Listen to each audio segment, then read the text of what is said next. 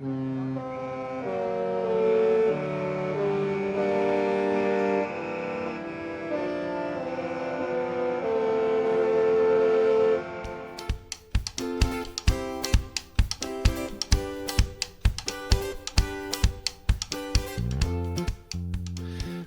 to Daps Travels. I'm Mr. Daps, and I'm joined by my good buddy. I'm Johnny. Yes, you are. I don't know. I didn't know how we're introducing this. Not used to it yet. That's okay, though, right? Yeah. This is another special episode of Daps Travels because we are covering news since there's a ton of it that's come out in the last few weeks. This includes changing of schedules for something big, very, very big. Very, very big. Itineraries, and a new home port that we're pretty home port. Is that what we call it? Kind of a home port. Kind of. That's closer to us, like a new not a destination. I would, yeah, it would be classified as a home port. Yeah, I'd call it a home port. It seems like it's long enough that I'd call it a home port for now, at least, or a second home. Or, I don't know, whatever. The biggest news, though, Disney Adventure, we thought was going to be going on its maiden voyage in December. Merry Christmas. Everybody was so excited because we were going to be getting 2 ships launching within a 1-month period. But they decided instead of Christmas that we should have an Easter gift. So I don't know if this is close to Easter or not, but what is it? March 10th, 2026 is now the maiden voyage for the Disney Adventure. It has been delayed by, what's that, 3 months? It's been delayed by 3 months. Which, this ship is massive. It kind of doesn't surprise me.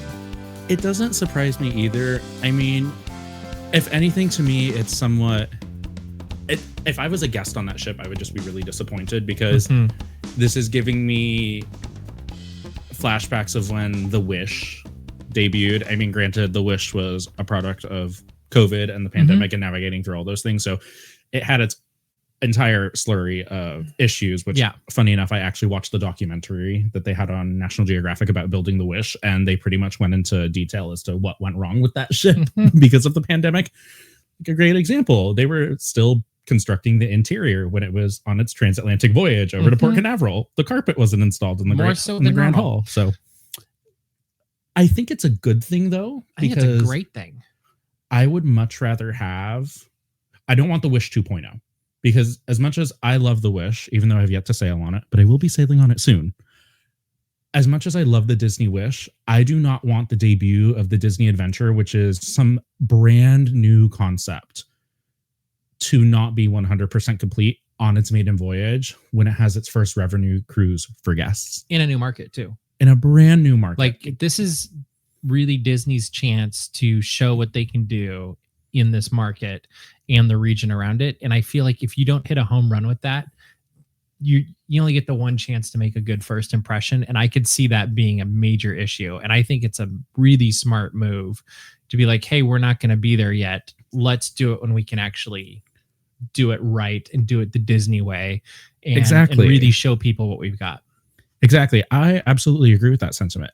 It is obviously disappointing for guests that had it booked already and everything like that. But to your point, I would much rather have a beautiful, complete product versus something that, might be 90 to 95% of the way done. And you still have the small little things you're like, oh, well, I wish that could be different. Or I wish this looked like that. You're not going to have to deal with that. And it's their opportunity, like you said, going into a brand new market for them in Eastern Asia, that they have to hit a home run. Yeah. Everything has to be executed 100% because there is so much on the line for the success of this vessel. Especially when you consider it's going to be there for 5 years. And if it doesn't get good word of mouth at the beginning of those 5 years, like, we know how these things play out. Like, if something gets bad word of mouth, that can be a death knell. And, there's a bit riding on this. And so I think brilliant move to move this back by 3 months in the grand scheme of things and give that Disney difference. Exactly. The other things we've learned are there are a ton of itineraries and changes in itineraries. This is through next.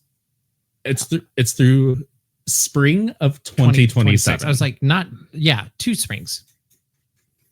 We have had over the past few weeks. So I think, I can't remember the exact date, but it was just a random, I think it was like a random Tuesday or Thursday. It all dropped. That Disney Cruise Line just dropped all their itineraries. Mm-hmm. And we had been expecting this for a long period of time because this is a very oddly off cycle for them to not have dropped itineraries or already had spring itineraries, things like that loaded up.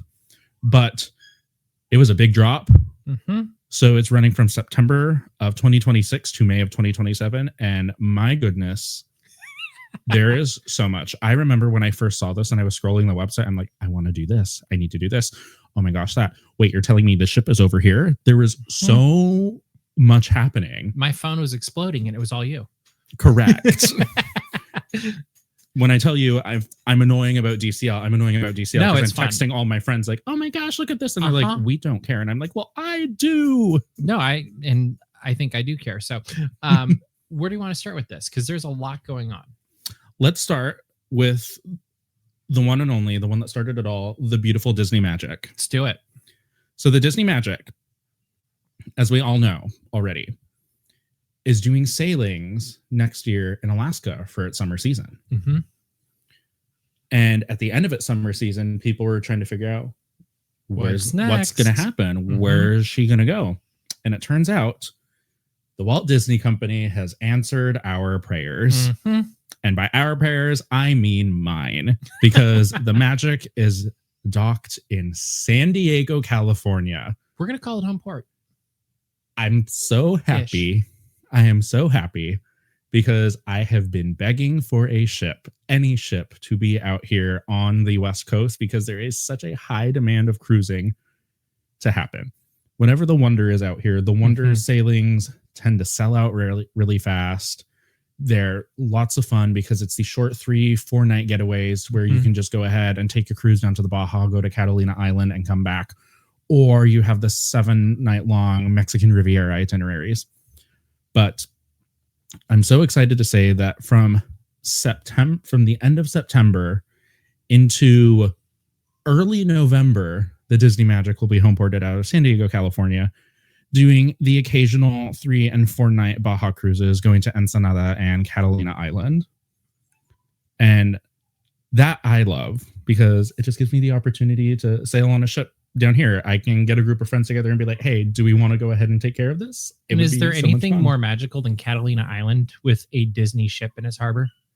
Like, I think that's just gorgeous. Funny enough, the ships don't fit in the harbor though, so it's a tender boat. Yeah. But like, I would love to just be out there on Avalon. You're looking out through the and harbor. Looking like that to me is a the harbor perfect and just picture. Looking at it. Yeah. Just seeing a cute little ship floating in the water. That's exactly what I want. But that's not all that's coming to San Diego, right? That's not. We also have the beautiful love of my life, the Disney Wonder. I love that ship. The Disney Wonder will also be coming to San Diego, California after its stint in Alaska for the summer season. And it's going to be doing 3, 4, 5, 6, and 7 night Baja cruises, which is awesome, throughout the entire springtime and wintertime. So those cruises will include some Halloween on the high seas, very maritime cruises, as well as just a bunch of fun different destinations for everybody to go to. I'm personally keeping an eye out on a short little 3-night very maritime cruise. I think that'd be fun. That's just the week before Christmas and it's priced very well. So I think I'm going to be I'm going to be doing that because why not? And do you think there will be like any, I don't know, last minute availability that I can totally picture you being like, hey, guess what? I'm going on a cruise in 3 days. If they became available. I think there would be, because a lot of the times they run the guaranteed rates depending on what the ship's capacity is. Okay. So it wouldn't surprise me, just me looking and being like, okay, I don't care where my room is as long as I have this a veranda. one's open. Yeah. Exactly. But going back to the Magic, what's even cooler about the Magic is she's doing some even more fun things because she gets to sail through the Panama Canal. Which is amazing. Not once, but twice. Awesome. Because in the beginning of November, she will leave on a 14-night eastbound Panama Canal cruise from San Diego, California, all the way to Galveston, Texas, where she will be home ported over there for the, I'd say, like end of winter going into spring. And she'll be doing various 4-night and 5-night Western Caribbean cruises, along with a new itinerary for that port, a 7-night Bahamian cruise. And I find this one to be very interesting because... Is it a test?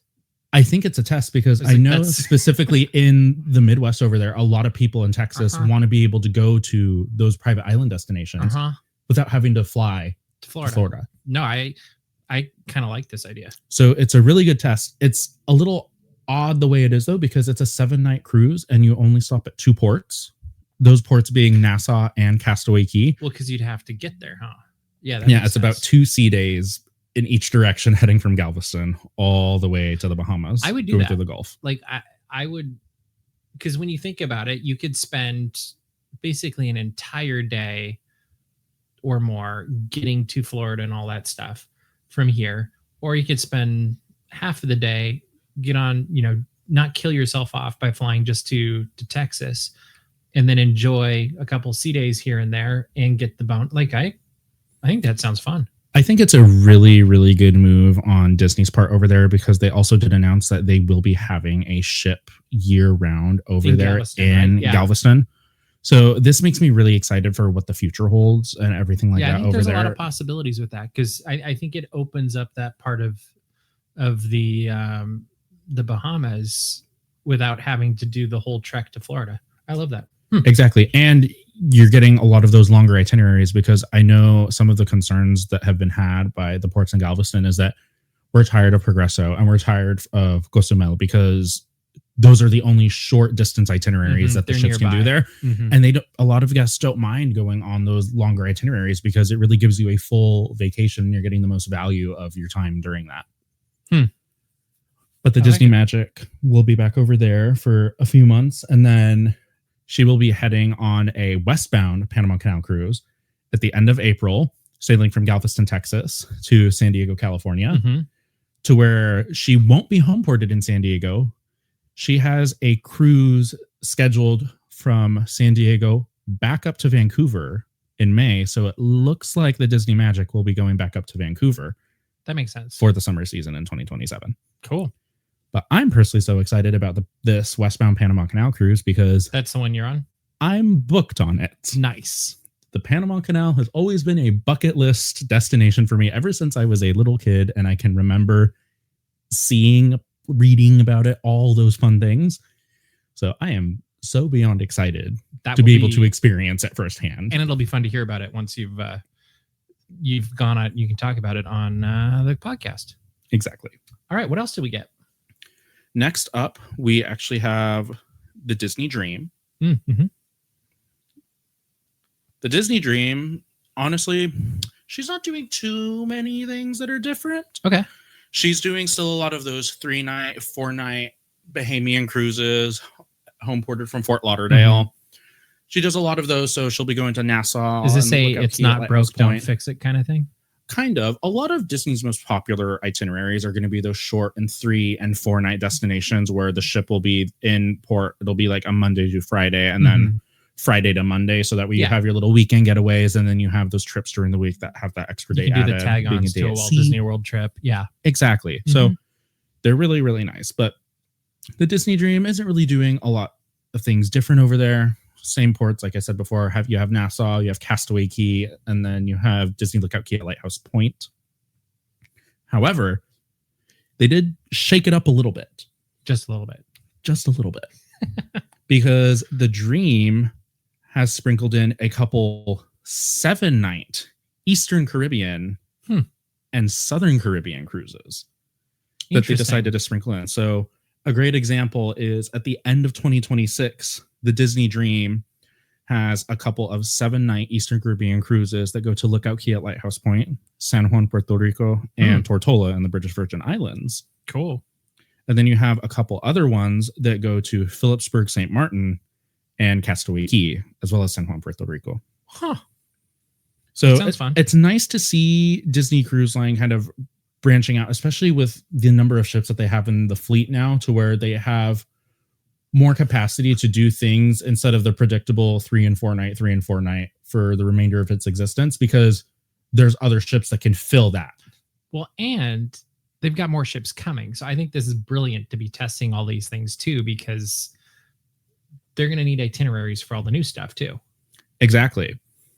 And it's actually really good to see because in this itinerary drop, we also got a brand new port of call for Disney Cruise Line, that being Porto Plata in the Dominican Republic, which the Disney Dream will be going to on select 7-night Eastern Caribbean itineraries. Cool.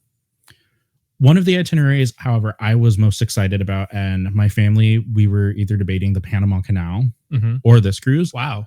Was a Southern Caribbean cruise. Okay. From San Juan. And what makes this cruise so special... Wait, from San Juan? Mm-hmm. Okay. What makes this cruise so special is that this itinerary happens maybe once a year. Okay. And you get to go to the ABC Islands very far down in the Southern Caribbean Sea, close to South America. You get to go to Curacao, Antigua, Aruba, St. Martin, all those fun, beautiful island destinations over there. So I thought that was something that we noticed on this drop, and we were thinking, so does that sell out as quickly as the Panama? It doesn't sell out as quickly as the Panama. But it's up there. It's up there. Okay. Because the Panama Canal pretty much sold out before it went on sale to the general public. Totally makes sense. But that's pretty much all the Disney Dream is doing. She's doing a bunch of fun different things, which I still love personally. I will have had the opportunity to sail on the ship in September of 2026 because we have a cruise scheduled to the British Isles, which I am very excited about. But I'm really happy to see a lot of these like older classic ships branching out and doing things that aren't really traditional for them, because the Disney Dream was pretty much locked in its 3 and 4 night itineraries for an extended period of time until it went over to Europe for the summer season, where it lasted the season over there, doing a lot of 7-night up to 12-night cruises through the Greek Isles. So I'm just really excited to see all of the fun different things that they're doing with these ships. Love it. All right. What's our next beautiful ship? Because they're all beautiful.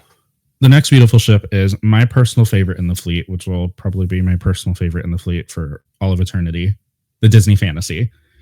The Disney Fantasy is doing its traditional 3, 4, 5-night Bahamian itineraries with a couple of Western Caribbean itineraries sprinkled in there. Okay. And those Western Caribbean itineraries pretty much just include a stop in Cozumel. Okay. So personally, I wouldn't classify it as Western Caribbean, but that's what they classify it as. I feel like a lot of Western Caribbean stop there. Am I right? Like for a lot of cruise lines too. Like so I have no problems with that. Whatever floats your boat, love Cozumel. I think it'd be cool. But the Disney Fantasy pretty much not changing up or doing anything like reinventing the wheel or anything. Okay. She's sticking to those same 3, 4, and 5-night cruises with stops at Nassau, Disney Lookout Key at Lighthouse Point, and Disney Castaway Cay. However, one thing that's exciting about the Fantasy is that there are 2 sailings, which include 2 stops at Castaway Cay. Oh, I saw that. On that. Yeah. So we have from January 15th to January 20th of 2027 and March 26th to March 31st of 2027, where the stops are Castaway Cay, Lookout Key, and then going back to Castaway Cay. That's a good trip. I think those sailings are actually really, really cool and really, really fun because it's not really something that happens that often. And if the main reason you're going on Disney Cruise Line is to experience the private island destinations, I would definitely advise going on one of these, especially because when I personally went to Castaway Cay, I was so taken aback at how fun and how much there was to do there that I wasn't able to experience all of it. Don't you also think it's a great benefit because it keeps you in the Disney bubble the entire trip? It definitely does. I feel like if you're uncertain or on the fence about doing a Disney cruise and you're maybe worried about going to different ports of call, what the experience would be like, I would definitely recommend this. Even though when going to those ports of call, when you have your port adventures, everything like that, Disney Cruise Line is very good at going through. They do their due diligence when vetting all the vendors that they use and everything, ensuring that they will live up to the Disney brand and Disney quality that one would expect from them. But personally, for me, I'm even looking at this 5-night one right here in January. I'm just like, what's stopping me from going on that? Nothing. Nothing. Fair. Very fair. But like I said, Disney Fantasy, not really doing anything super fancy or whatnot. Just those 3, 4, 5 night sailings, which everybody loves. It is such a beautiful ship Canaveral or the ship is Port Canaveral. Yeah, okay, that's the right. Disney Dream is Fort Lauderdale. The That's Disney right. Fantasy is home ported in Port Canaveral. See, good question to ask. All right, well then what's next? The next one, this is the one where they really didn't go around and reinvent the wheel because it's the Disney Wish. The Disney Wish is continuing what it has been doing for its entire life, which is 3 and 4 night Bahamian cruises. Your 3 night Bahamian cruise going to Nassau and Castaway Cay before going back to Port Canaveral. Your 4 night one going to Nassau, Castaway Cay with an additional day at sea. With Castaway Cay sometimes swapped out for Lighthouse Point and Nassau sometimes swapped out for Castaway Cay. Yeah. Because you have a couple of the sailings for the Wish where it goes to both private island destinations versus Nassau. Okay. Nothing straightforward. Yeah, nothing new, nothing fancy with this. I feel like they know what they've got. It's a known commodity. It probably sells out pretty well. Like it's just easy money in the bank.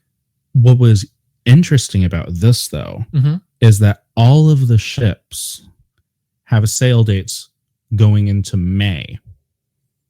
The Disney Wish does not have any sailings going into May. So is it going to get dry docked or something? Rumor has it that, this is what we're thinking, the Wish is going to be the ship going to Europe in 2027. Oh, interesting. Because most of the dry docks that happen every 5 years, and the Wish is due for a dry dock in 2027 because it launched in July of 22. That makes sense. So it looks like the Disney Wish might make its first voyage out of the nest and go over to Europe for the summer season and end with a dry dock before sailing back over here. Because one thing that was also interesting about that is that Southern Caribbean cruise that I mentioned on the Disney Dream. Yeah. That was like a temporary relocation of the ship because it sails from Fort Lauderdale to San Juan on a one-way cruise.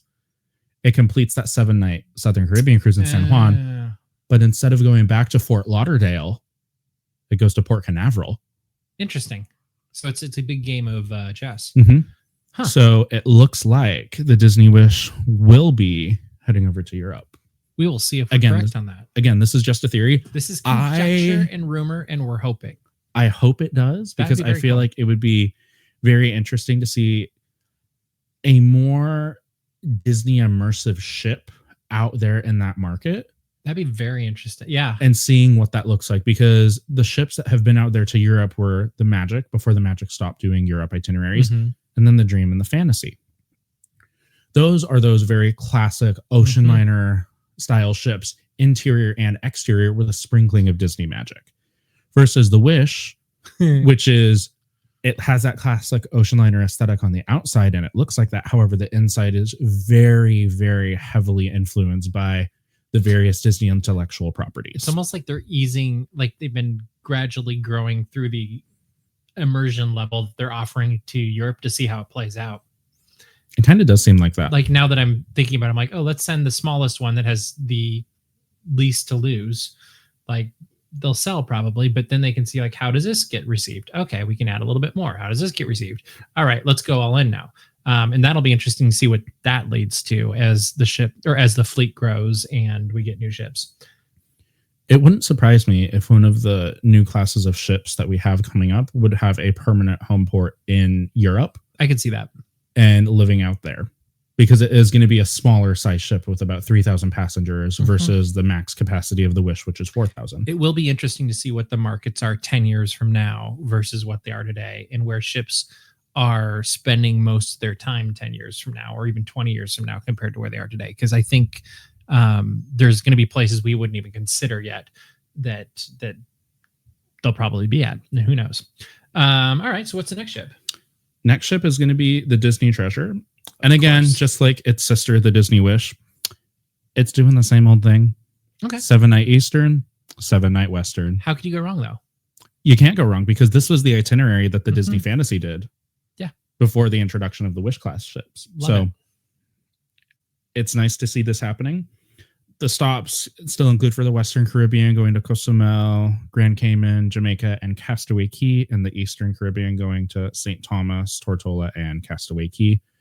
there's a couple different ports of call sprinkled in throughout those Eastern Caribbean itineraries. For example, you'll swap out St. Thomas for San Juan, Puerto Rico on a couple of them.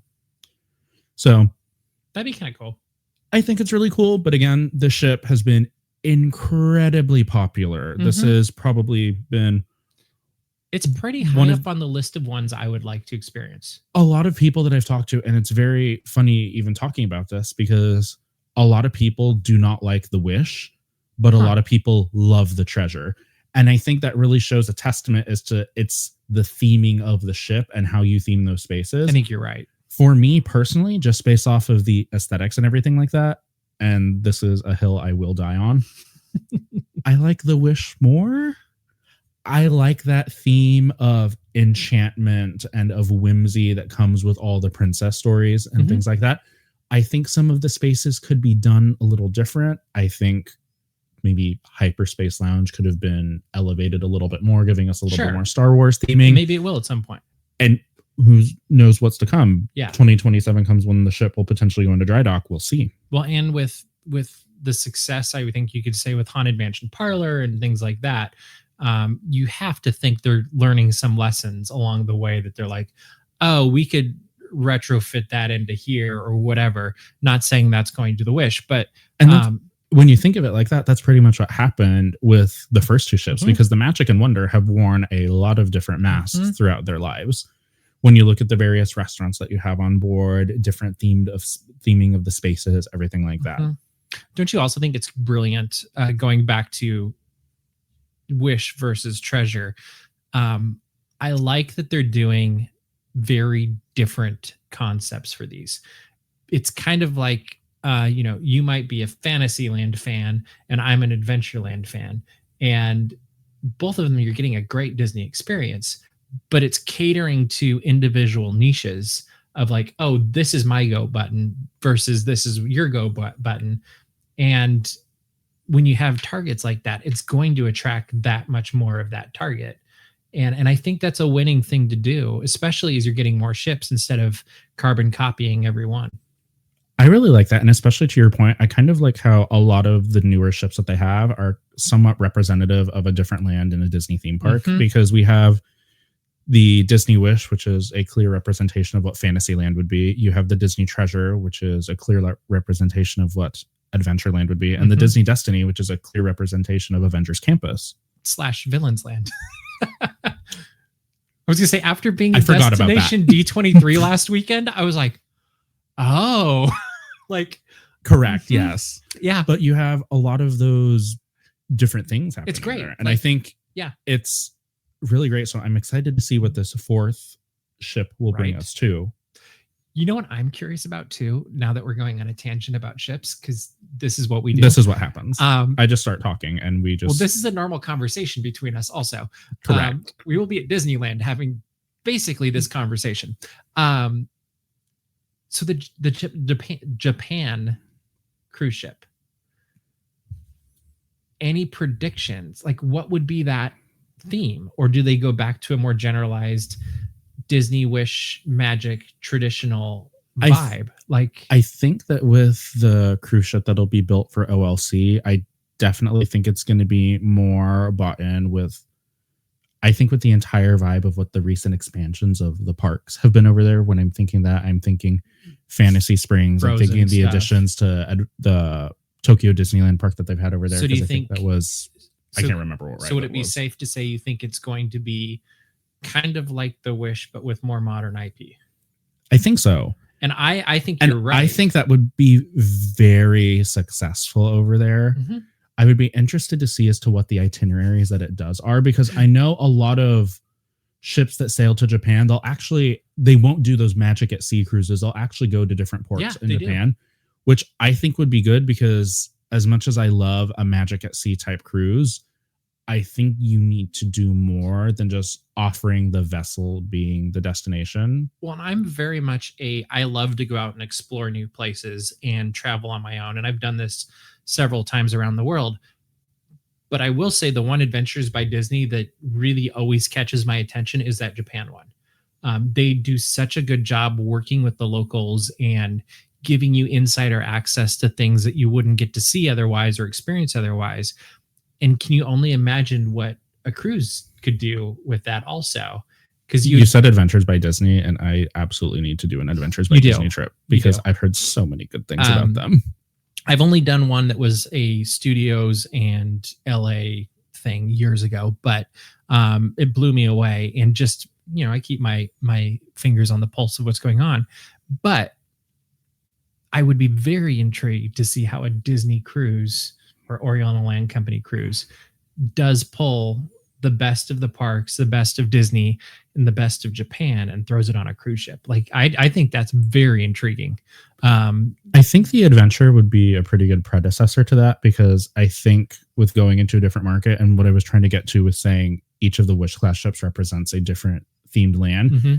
The Adventure is like a theme park at sea with the different neighborhoods that they have, because you have around 7 to 8 different neighborhoods that would be representative of different lands, say in a Disney castle park. Mm-hmm.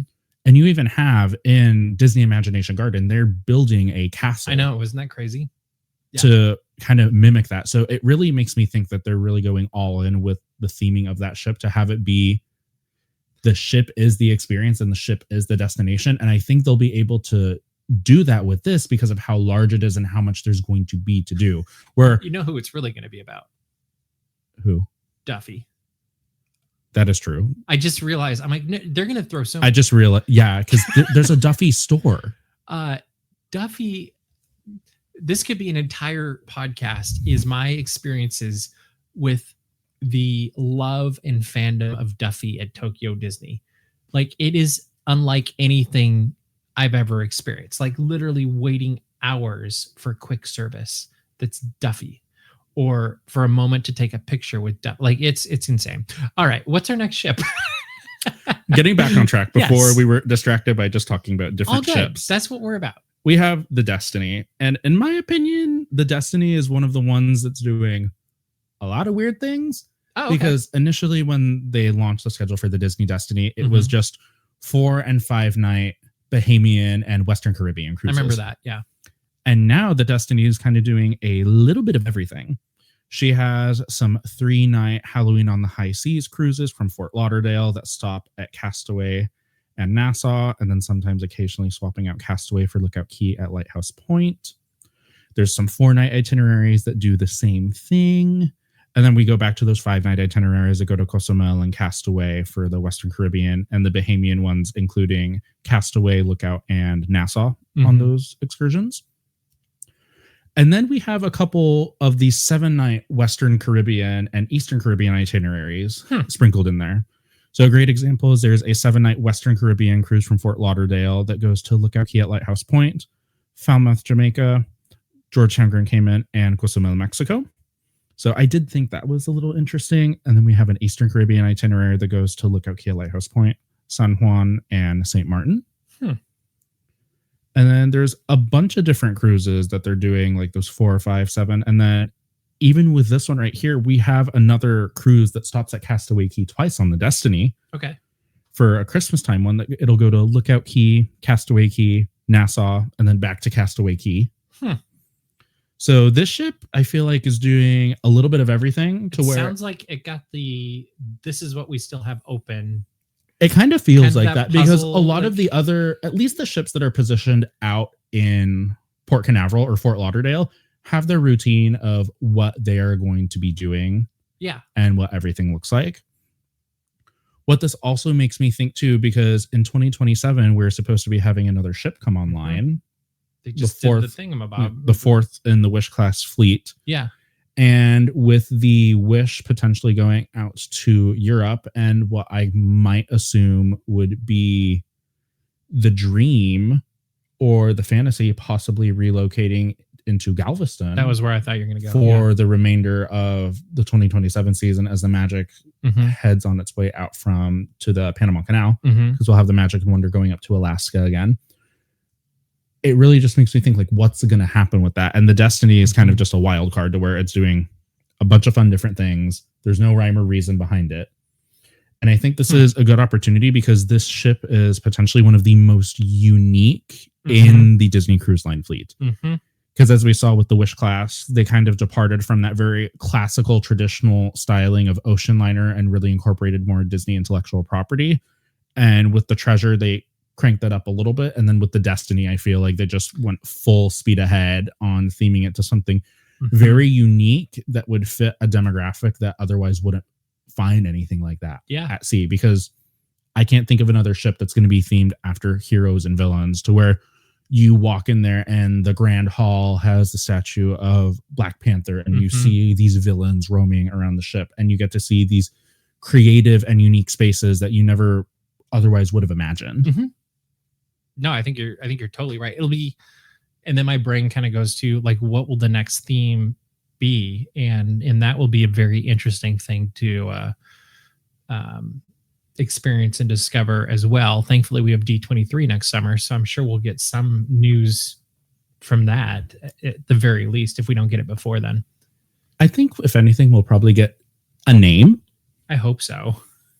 I hope we get a name. Yeah, like can you imagine if they tortured us and made us wait longer? I mean, I could imagine that is something they would do. And it wouldn't torture the general population. It would torture me personally, and I would feel victimized by it.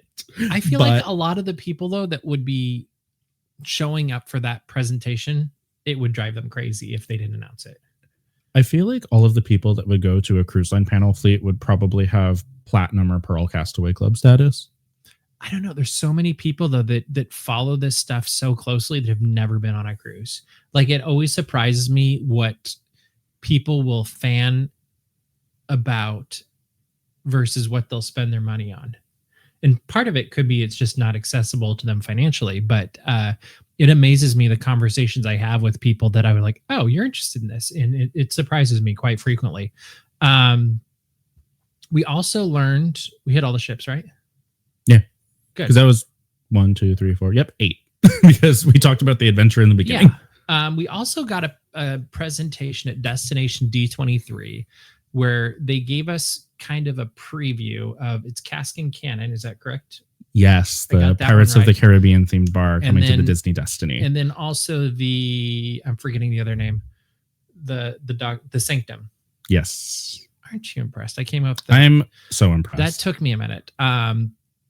So we got a look at some of the drinks that they're doing for this. And I can't say a word about what they taste like. And that will just, we'll have to discover that when people go on the ship in November. But what we did discover is they have created quite literally magic with their drinks. So the Sanctum is going to have a drink that levitates. It was crazy. Like, I think I know how they did it. I'm not going to say. But literally imagine if there's a cylinder that's a couple inches off the table and it floats with your drink on it. That's weird. It is.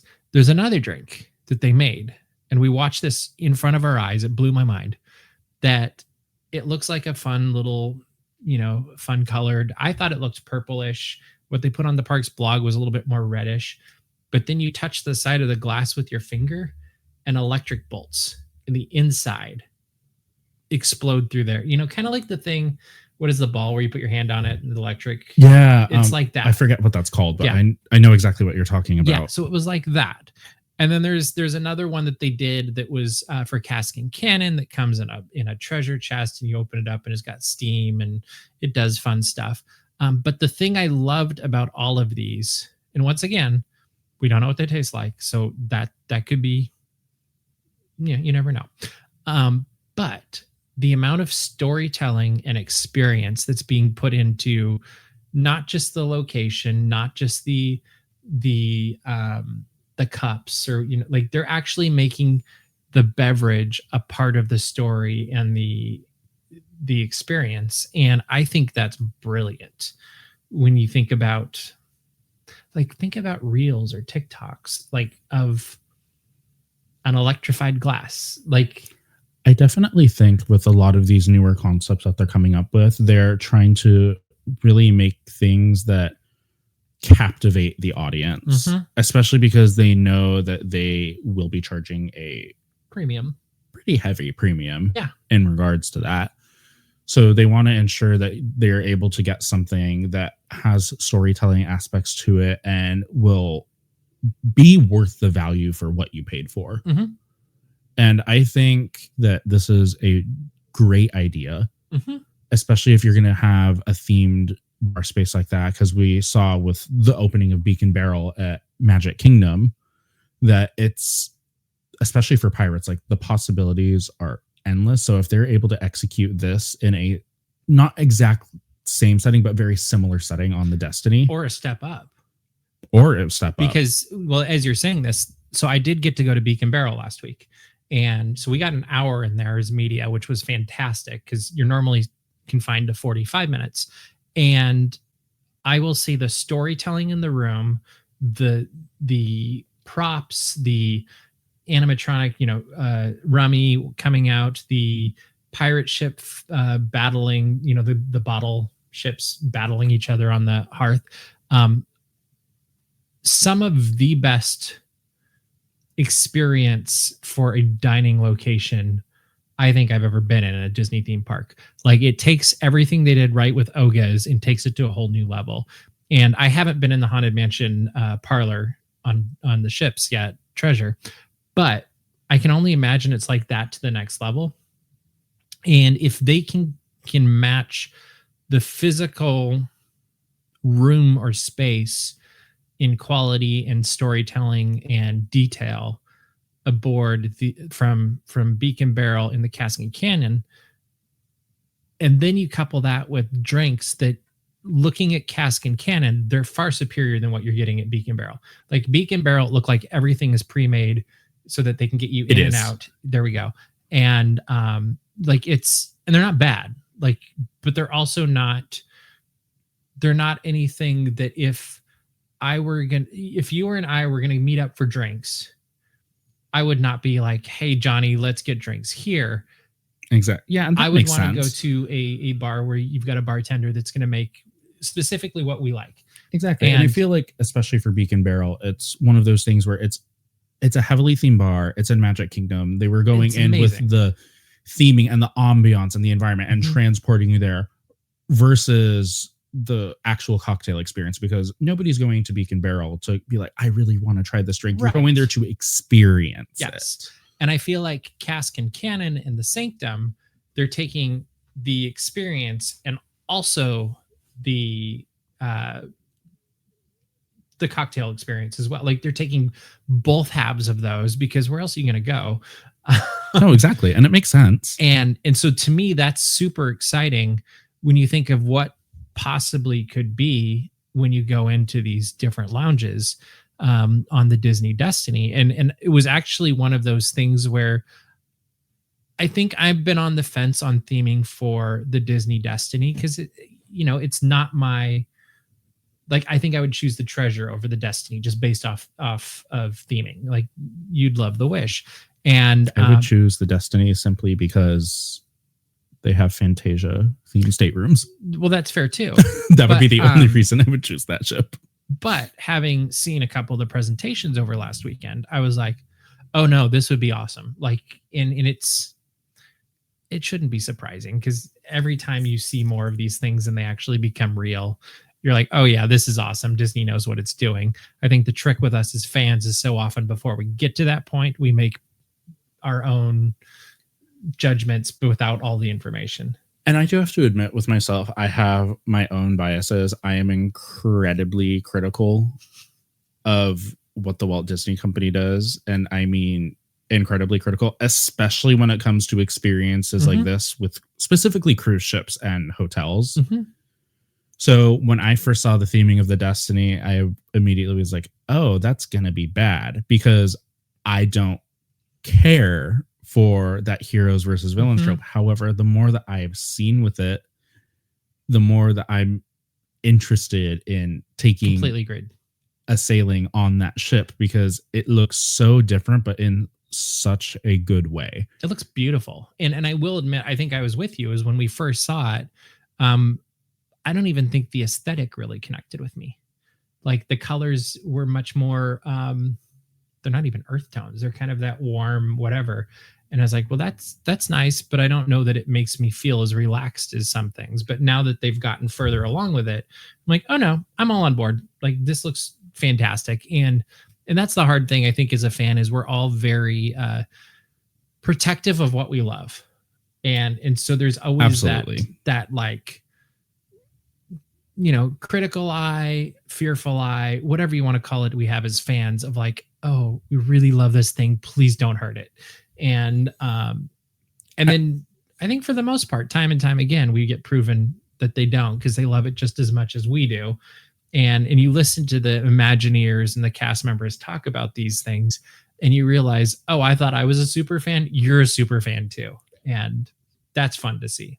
And I think for me too, it's just the fact that I need to, for lack of better words, kind of broaden my horizons in regards to maybe the things that I like, because I've never really been into heroes and villains, which is why the initial concept of the Disney Destiny didn't appeal to me.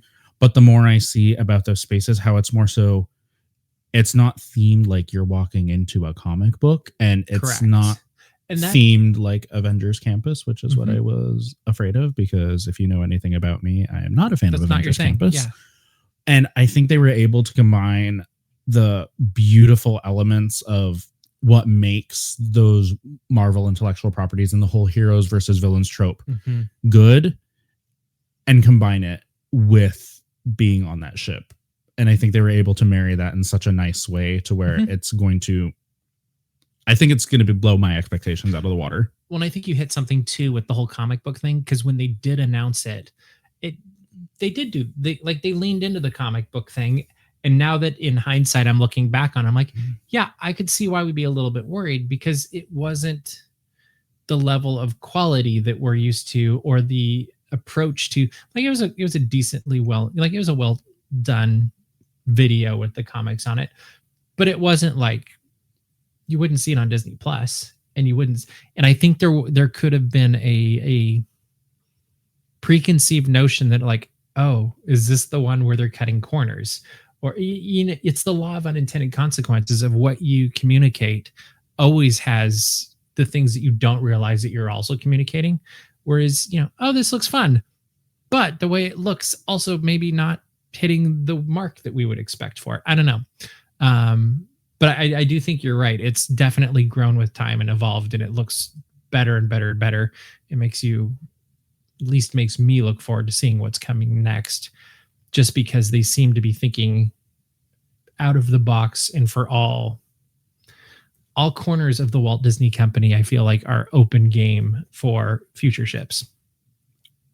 I think so. And I'm honestly really excited about that. Does that mean we get a Star Wars ship? No. Speaking of things Johnny's not interested Speaking of things that flopped, we already have an experience that flopped. True. But I feel like you could probably do something. You just don't want one. No. If this happens, it's going to be such a fun podcast. No. Absolutely not. Absolutely not. I will admit, I don't know how it would work, but how can you have love something? The idea of throwing it out there at you. The whole point of Star Wars is that you're in space. I agree. You're on a ship floating in the water. That's honestly not space. The way you would have done it is something like the Disney Adventure, where it's a non-destination ship. And then what's the point? No. We already have enough Star Wars. The concierge lounge on the Treasure's themed to Star Wars. See, there you go. And I actually think that's the way to do it, is you put it in. I'm fine with having Star Wars themed spaces. I mean, I wasn't the biggest fan of Galaxy's Edge when it opened, but I think having those themed spaces is a great idea. Having an entire thing themed to that and built around that, that's a lot of pressure. And I feel like even for such a beloved IP like that, it's not feasible, because you even look at all these other experiences, even looking at the Destiny, to where it's heavily Marvel themed, but it's also still heavily, you know, Cruella. And there's other, exactly. You have Cruella, you have Pirates, you have Haunted Mansion, you have all these other I agree with you IPs, because you would have to theme all of your you'd have to theme all the lounges to that. You would have to theme all the common areas, all the staterooms. Even like a concierge level service, you'd have to theme that. The slide, like how would you theme the slide to Star Wars? Oh, that would be easy enough. Think Star Tours, the original one, or no, the current one. Just have Baby Yoda fly the Falcon. Yeah, going with the Aquamouse. It would be interesting to see what they would pair something like let's say they leaned into more Star Wars, but not a full ship. You have the Death Star as the chandelier in the Grand Hall. Because like that would actually be kind of funny. That actually would be really cool. Because you could do a Lucasfilm partnered with something. I don't know what, 20th century. I don't know. That wouldn't work.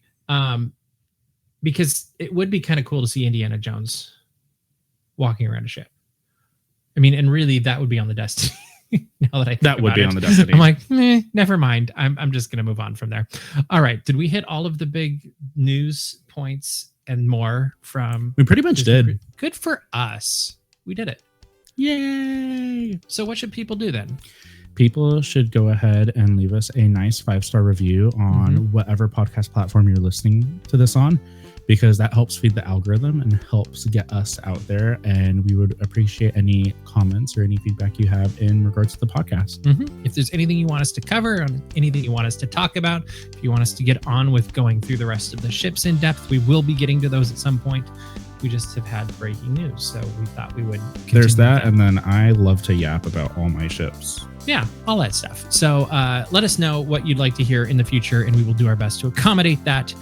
We do have Johnny going on a couple cruises in the not so distant future, so we will be talking about that as well. I think I have like 5 on my docket, and I keep joking that at this point, I'm just going to challenge myself to be platinum in 2027, which is insane. It's going to happen. I would not be surprised at all. But I would love to challenge myself to do that, because if there's one thing I love being on, it's being on the ship. Stay tuned. We'll see how this goes. But thank you for listening. Hope you're having a fantastic day. We look forward to geeking out with you about more Disney Cruise Line and travel in the near future. Make it a great week, everybody. Yep.